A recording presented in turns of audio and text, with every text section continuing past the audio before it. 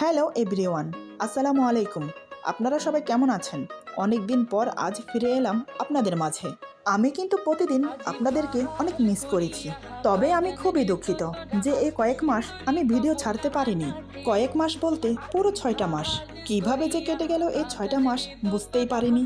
তবে যাই হোক, আমি আবার ফিরে এসেছি আপনাদের মাঝে। আসলে সত্যি বলতে কাজে অনেক বিজি ছিলাম।